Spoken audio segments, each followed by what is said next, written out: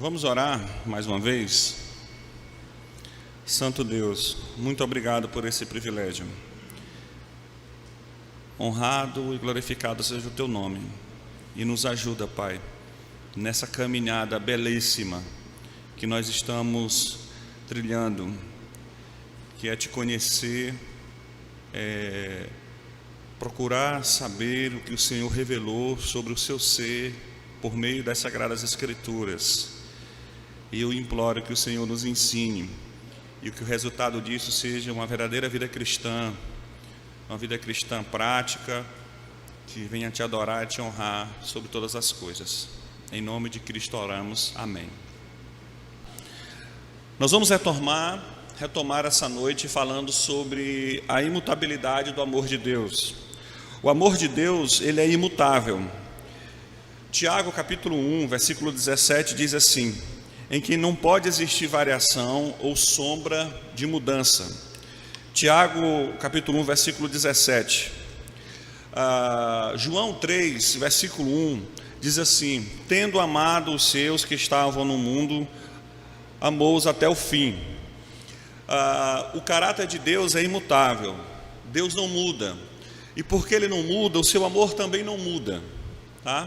Precisamos compreender isso. Eu sei que muitas vezes nós pensamos que Deus nos ama mais ou Deus nos ama menos, por conta de algum comportamento nosso, ou até por questões que nós aprendemos de forma errada. Mas quando nós analisamos a partir da Escritura Sagrada, nós vamos compreender o quê? Que o amor de Deus, ele é imutável. Ele é baseado no seu ser, ele é baseado no seu caráter, na sua perfeição. E uma das suas perfeições é que Ele não muda jamais. Por que Deus não muda? Porque Ele é perfeito. Quem é perfeito não precisa de mudança. Ele não pode mudar para melhor, Ele não pode mudar para pior. Deus não pode mudar de ideia. O seu conhecimento é perfeito. Ele já conhece o futuro. Por que Ele vai mudar? Tá? Eu vou pedir que alguém que está ouvindo aqui, vendo o culto, baixe o seu canal do YouTube. Você não precisa ouvir, você está aqui, eu estou ouvindo aqui, eu não sei quem é. Aí está atrapalhando. Então, irmãos, continuando. Deus não muda. Deus não muda de ideia. Muitas vezes a gente pensa, por exemplo, no que diz respeito à salvação. Deus me salvou hoje, amanhã já não estou mais salvo. Por quê? Porque eu pequei, eu cometi um grande erro.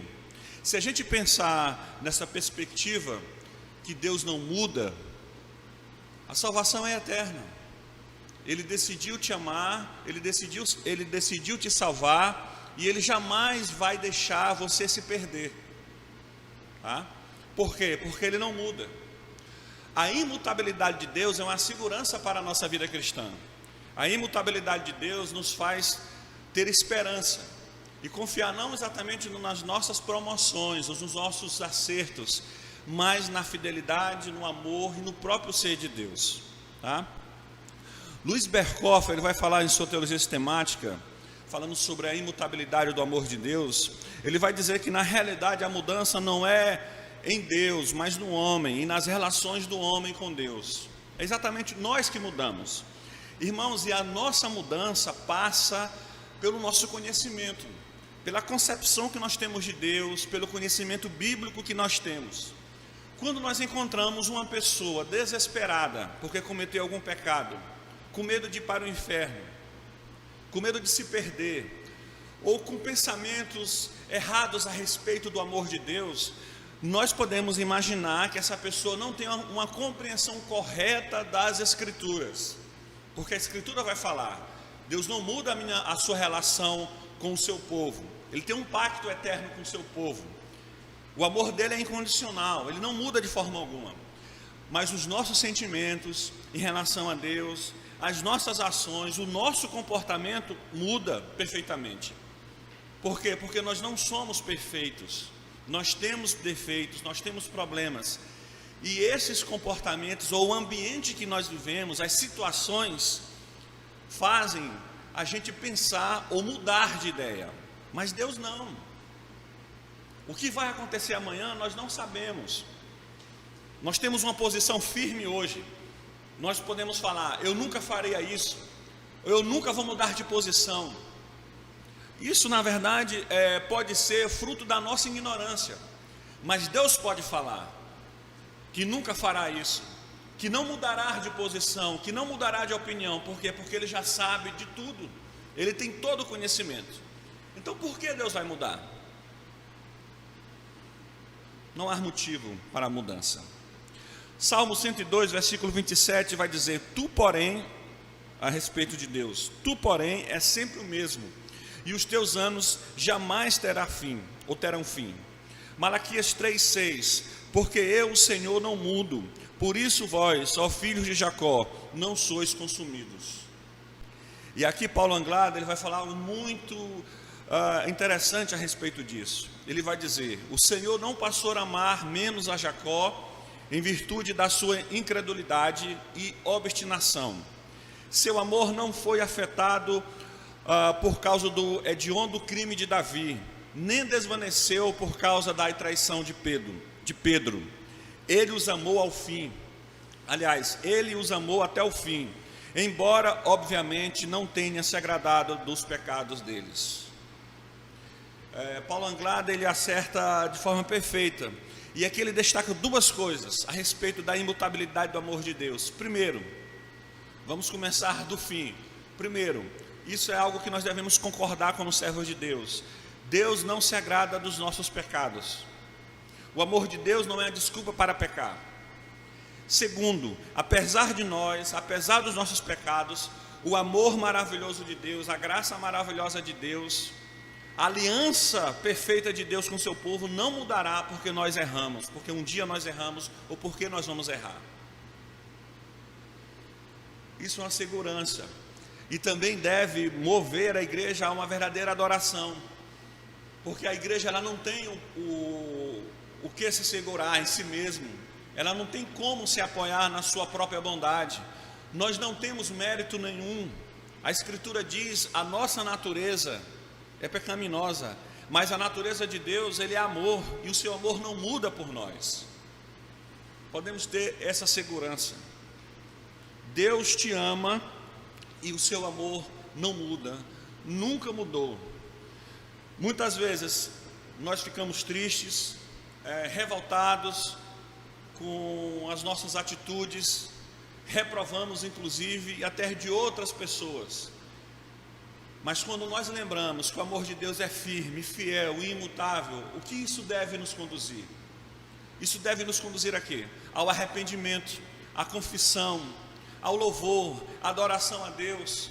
Em adorar a Deus sem saber que o seu amor perfeito não muda nem por mim e nem por você. Os exemplos estão na Bíblia. Davi não deixou de ser amado por Deus. Mas o que Davi fez, meus irmãos? Veja o que Davi fez, os pecados de Davi. E como é bom saber que a Bíblia não decidiu, o Senhor Jesus, o próprio Deus não decidiu esconder os pecados de Davi. Mas nos pecados de Davi, nos pecados de Jacó, na covardia de Pedro, nos pecados de Pedro, o que nós podemos perceber? Nós podemos escolher exaltar esses pecados ou exaltar o amor de Deus por esses pecadores. E aqui é uma escolha nossa, pela graça de Deus. E eu desafio você a escolher o quê? Contemplar o amor de Deus pela sua vida. Eu desafio você deixar de se culpar pelos seus pecados, pelo que você fez. Eu desafio você se concentrar no amor de Deus por você, que nunca mudou. E a partir de hoje, pela graça de Deus, pelo seu amor perfeito, ter uma vida de dedicação a Deus e a sua obra.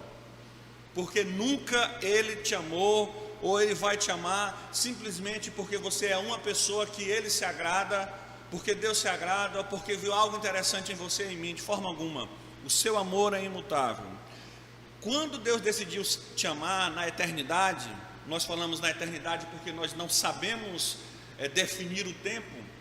Quando Deus decidiu te amar na eternidade, Ele já sabia de toda a tua caminhada. De toda a tua caminhada. Deus não muda, e o seu amor por você também não mudará. Glória somente a Deus. Quarto lugar, o amor de Deus é soberano.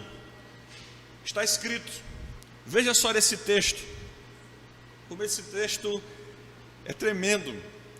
Como está escrito: amei Jacó, porém me aborreci de Esaú.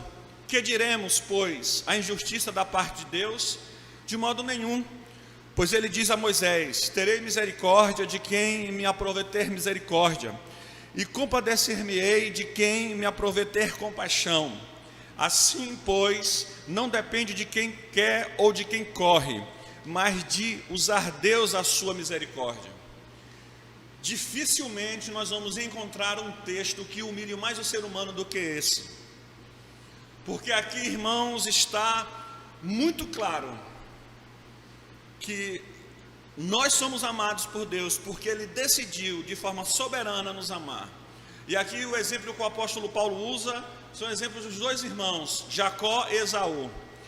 E o capítulo 9 de Romanos deixa isso muito bem claro, especialmente quando o apóstolo diz: antes de haver nascido, Deus decidiu escolher Jacó, Deus decidiu amar Jacó. Para quê? Para que o propósito da eleição prevalecesse. Efésios capítulo 2, versículos 8 e 9, vai falar que pela graça somos salvos, não de obras, mas mediante a fé, pela graça. Onde nós vamos compreender o amor de Deus que nos salvou? No seu ser, na sua soberania. Aqui é uma coisa que nós não podemos, ou que nós não devemos discutir com Deus. O que nós precisamos fazer? Nos colocar de joelhos e adorar a Deus pela sua salvação, pela sua soberania, porque Ele de forma inexplicável decidiu nos amar. O amor de Deus é soberano. Ninguém chegou para Deus e disse assim: olha, Deus, ame fulano, Deus, ame o José, Deus, ame o Raimundo. De forma alguma, isso nunca aconteceu. Deus estava na eternidade sozinho, sem ninguém. Não havia ninguém para dar conselhos para Deus. E a Escritura deixa bem claro que Deus nos amou na eternidade. A Escritura deixa bem claro em Apocalipse que o Cordeiro de Deus foi morto na eternidade. O decreto de Deus foi estabelecido na eternidade. Ah, mas eu fui salvo, fui amado por Deus porque eu fiz a oração da salvação, porque eu fiz isso, eu fiz aquilo outro. Nada disso, irmãos. Tudo que nós fazemos em direção a Deus, movido pela palavra de Deus, é uma reação à ação do amor de Deus em nossas vidas. Isso deve mover em nós gratidão, confissão, adoração, humildade e dependência dEle. O amor de Deus é soberano, é livre de qualquer influência. Não podemos barganhar com Deus de forma alguma. Ele fala com o seu povo, e Ele fala com um povo que não pode oferecer nada para Ele, e Ele decide amar. Quando Deus fala com o seu povo, Ele já fala com o seu amor, com a sua fala de amor, e Ele faz isso de maneira soberana. Deus é soberano na sua criação, Deus é soberano na salvação, Deus é soberano em tudo que faz. Em toda a sua obra nós podemos ver a soberania de Deus. Até no mal, até na existência do próprio mal, Deus é soberano, porque Ele decidiu não impedir a existência do mal. Deus é soberano perfeitamente em tudo, em tudo, em tudo. Assim é o seu amor por nós. O amor de Deus é soberano. Glória somente ao Senhor. Efésios capítulo 1, versículo 4, versículo 5 vai dizer assim: assim como nos escolheu nele antes da fundação do mundo para sermos santos e irrepreensíveis perante ele, e em amor nos predestinou para ele, para a adoção de filhos por meio de Jesus Cristo, segundo o beneplácito de sua vontade.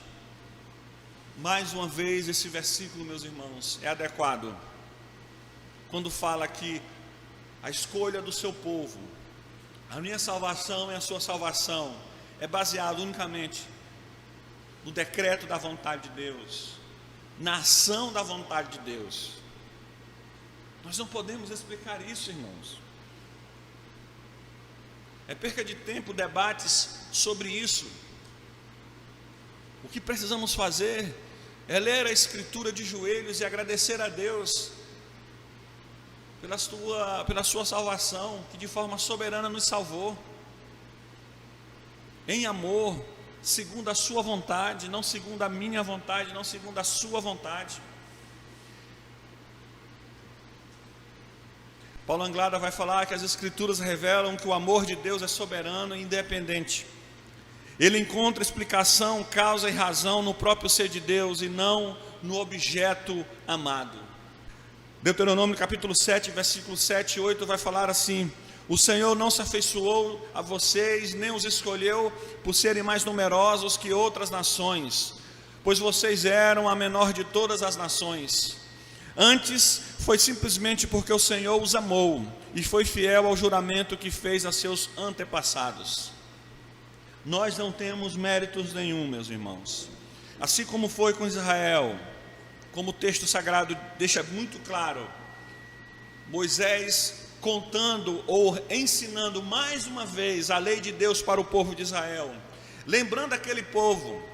Ele estava aqui Moisés está relembrando a lei de Deus para o povo. Talvez eles estavam meio orgulhosos, se sentindo o melhor. Mas Moisés lembra aqueles nossos irmãos, teimosos e orgulhosos como nós. Lembre-se de uma coisa: Deus amou vocês, não era porque vocês eram maiores ou melhores, logo porque vocês eram os menores, mas porque Ele decidiu amar. Meus irmãos, quando nós falamos no amor de Deus, na sua salvação, na sua misericórdia, que salva o homem, que salva a mulher, nós não podemos medir absolutamente nada, nós não podemos comparar absolutamente nada. Como por exemplo, Deus me ama mais porque eu tenho uma certa cultura, Deus me ama mais porque eu sou de determinada cor, Deus me ama mais porque eu sou de determinado sexo, Deus me ama mais porque eu tenho mais dinheiro, ou Deus me ama mais porque eu moro em um determinado lugar. De forma alguma. Deus não ama mais, Deus não ama menos. Deus ama livremente, de forma espontânea e soberanamente, eu e você, para a glória dele. Em quinto lugar, o amor de Deus é santo. É muito bom ouvir dizer que o amor de Deus é eterno, que o amor de Deus é imutável, que o amor de Deus é soberano, que o amor de Deus é espontâneo. Que maravilha! Mas quando nós olhamos que o amor de Deus também é santo, aí já vai entrar em um ponto que muitos não se agradam. Porque a Bíblia diz que Deus é Espírito. A Bíblia diz também que Deus é amor. Contudo, a Bíblia diz também que Deus é luz. E quando a Escritura fala sobre isso, quando faz a afirmação que Deus é luz, está falando sobre a sua santidade. Nós não podemos desvincular o amor de Deus com a sua santidade. Nós poderíamos pensar que o amor de Deus é aquela característica onde Deus doa a si mesmo para o seu povo, onde Ele se entrega, onde Ele fala com o seu povo, e por meio de Jesus Cristo Ele sacrifica a sua vida para salvar o seu povo. E na santidade de Deus nós podemos pensar em um Deus que exige a obediência, que exige responsabilidade do seu povo. Eu te amo, meu povo, mas vocês devem andar segundo os meus mandamentos, segundo os meus caminhos. Não podemos divorciar o amor de Deus. E certamente nós só vamos compreender e de fato obedecer o Senhor Jesus quando a gente compreender o seu amor, andando com a sua santidade. E lembre-se bem, meus irmãos, quando nós falamos que o amor de Deus é eterno, que o amor de Deus é imutável, que o amor de Deus é espontâneo, que o amor de Deus é soberano, nós não podemos esquecer que sem tudo isso, sem todas essas perfeições de Deus, jamais vamos compreender e viver segundo a santidade de Deus. Arthur W. Pink vai falar que o amor de Deus não é regulado por capricho, paixão ou sentimento, mas por princípio. Exatamente como a sua graça reina, não às suas expensas, mas pela justiça. Assim o seu amor nunca entra em conflito com a sua santidade. Existem dois sentimentos que nós devemos controlar bastante, ou dois princípios, vamos chamar assim. O amor. Ninguém pode estabelecer relacionamento saudável somente usando o argumento do amor. Ninguém. Quando nós consideramos que esse amor é simplesmente entrega. E também ninguém pode considerar um relacionamento saudável usando somente o princípio da santidade ou da verdade, onde tem valores, regras para serem seguidas. Mas quando nós olhamos o amor de Deus na perspectiva da sua santidade, o que nós vamos entender, meus irmãos? Nós vamos entender basicamente isso. Deus tem um plano perfeito para o seu povo. E essas nossas angústias, essas nossas infinitas buscas para a realização do nosso ser, está exatamente nesse plano perfeito. E o plano perfeito de Deus é amor e obediência. E este amor será revelado exatamente na obediência à sua palavra. Você pode criticar, ter uma vida de crente, ou uma vida cristã, uma vida chata, cheia de regras. Não é isso. Uma vida cristã é andar no amor de Deus, segundo os seus princípios, movidos por esse amor. Nós não podemos divorciar o amor. Quando nós buscamos a nossa realização no mundo, nós não vamos encontrar. E negar a santidade de Deus, negar as verdades de Deus, seria negar a própria vida de Deus. Porque é exatamente nesses princípios, nessas verdades, que nós vamos encontrar a nossa perfeita realização.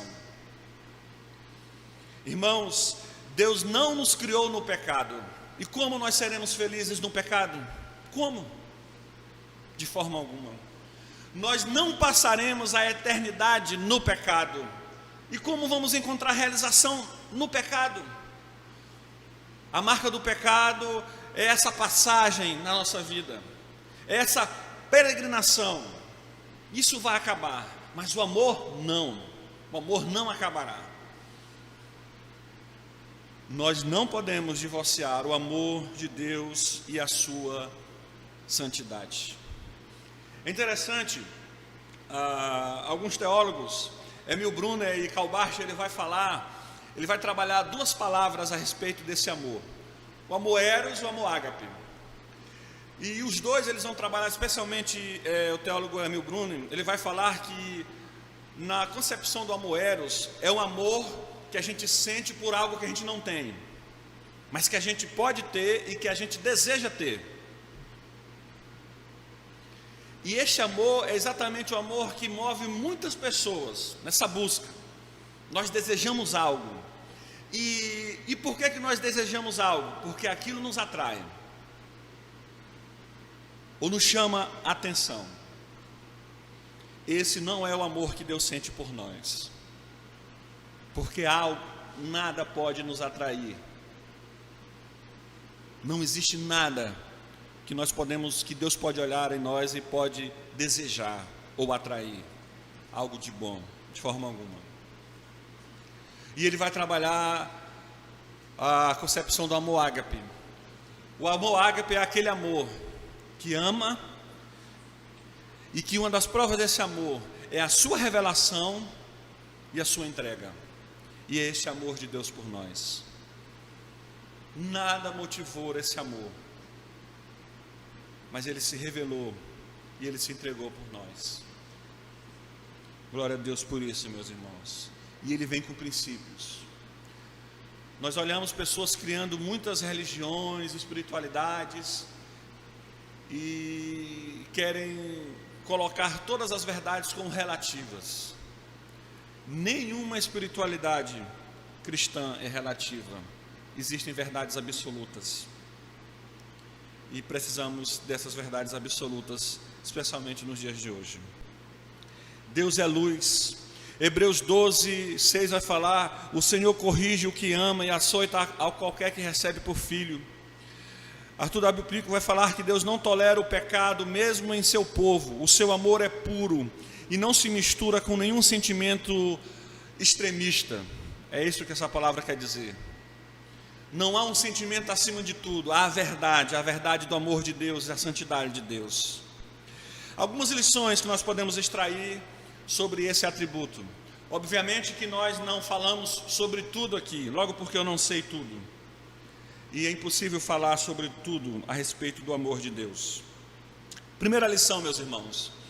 A teologia do amor de Deus repudia toda a teologia do coach e de autoajuda. Deus te ama, você é legal, você pode tudo. Não. Deus te ama porque você não merece, Deus te ama e você não merece esse amor. A Escritura deixa bem claro que nós somos miseráveis pecadores e Deus soberanamente decidiu nos amar. Essa teologia do coach, ela não contempla o amor de Deus, de forma alguma. E essa teologia do coach da autoajuda, eu estou me referindo à teologia do coach, tá, meus irmãos? E da autoajuda é uma maldição para a igreja de Cristo. E nós não devemos permitir que ela entre em nossa igreja, de forma alguma. Deus é amor, e esse é o fundamento da nossa fé. Segundo lugar, devemos imitar esse atributo, amando a Deus e amando os outros como Deus os ama. Ah, mas aquela pessoa é complicada. Você também é complicado. Eu sou complicado. E a Escritura diz que nós devemos amar os nossos inimigos, porque é exatamente isso que vai provar ou mostrar, testemunhar que nós somos filhos de Deus. O amor de Deus. Paulo diz que Deus nos amou, sendo nós ainda pecadores, seus inimigos, inimigos de Deus. E assim nós devemos amar a todos. Terceiro, a obediência é uma prova do amor por Deus. É uma resposta a esse amor por Deus. E devemos buscar, confiando nesse amor, ser obediente ao Senhor. John Stott vai falar que amor é mais serviço do que sentimento. E aqui eu lembro das nossas emoções que são expressadas em nossos cultos particulares ou públicos, e que não tem nada de errado expressar emoções, cada um tem suas emoções de forma particular, mas essas emoções sem a obediência a Deus não é compatível com o Evangelho. Quarto, o amor de Deus deve ser a base da evangelização. Se eu tenho esse amor, se o Senhor me concedeu a graça da sua salvação pelo seu amor, eu devo compartilhar esse amor. O teólogo Strong vai falar: o amor só deseja o melhor para o objeto amado, e o melhor é Deus. Você ama alguém? Fale de Deus para ele, para essa pessoa. Ah, eu nunca falei, pastor. Talvez porque você ainda não compreendia isso. Ou se compreende, talvez seja porque talvez você não ama a pessoa. Quinto e último lugar, o amor de Deus conduz a igreja para uma verdadeira adoração. Meus irmãos, quando a igreja entende que ela é amada por Deus de forma soberana, livre, espontânea, que este amor de Deus é eterno e imutável, o que nos resta fazer? Adorar ao Senhor com essa consciência. Saber que os meus pecados não cancelaram o amor de Deus, ou que não cancelou o amor de Deus. Que coisa maravilhosa. Que os meus erros não têm o poder de anular a aliança que Deus fez comigo. Que coisa maravilhosa. Que o amor de Deus consegue esperança. E a esperança é aquilo que não se vê. a esperança de um novo momento, de um novo tempo, de um relacionamento renovado com Deus pela sua graça. A esperança de sentir, baseado na verdade de Deus, amor por Deus, para a sua glória e para a sua honra. Esse é o meu desejo para a minha vida e para a sua vida, meu irmão. Que Deus abençoe a minha vida e as suas vidas também. Vamos orar. Obrigado, Jesus, pelo teu amor. Tem misericórdia de nós. Nos ajuda a cada dia a acreditar no teu amor. Nos ajuda a viver o teu amor. Em nome de Jesus, amém.